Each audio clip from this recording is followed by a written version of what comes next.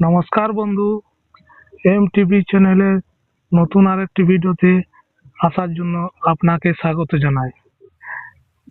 আজ আমাদের পৌষ সংক্রান্তি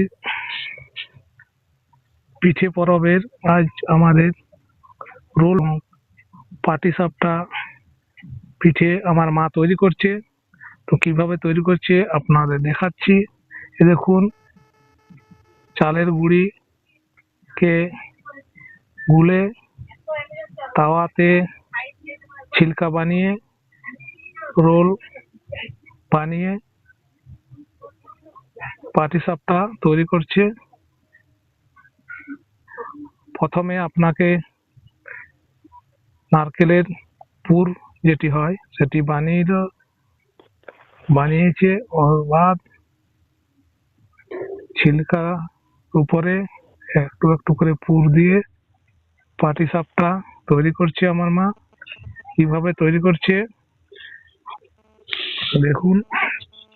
যদি ভিডিওটি ভালো লাগে চ্যানেলটি সাবস্ক্রাইব করবেন এবং ভিডিওটি লাইক।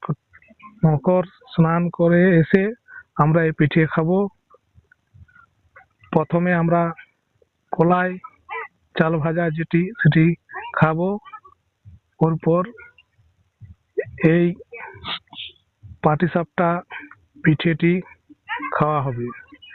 তো আমরা মকর স্নান করে এসে আপনাকে দেখাবো আমরা এই পিঠে খাচ্ছি। প্রথমে দেখাচ্ছি কিভাবে তৈরি করছে আমাদের পাটিসাপটাটা এই কারণে করা হচ্ছে যে আমার জেঠামশাই মারা গেছে। এই জন্য আমাদের যে পুর মোড়া পিঠা করা হবে না এবছর।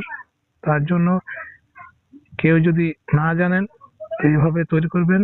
এই দেখুন, পিঠা প্রথমে তাওয়াতে তেল দিয়ে দিচ্ছে, তবে ভালো করে তেল দিবেন।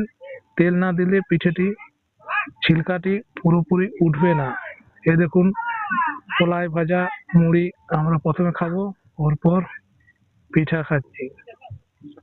পিঠাটি খুব দারুণ হয়েছে। হ্যাঁ, ভালো লাগছে।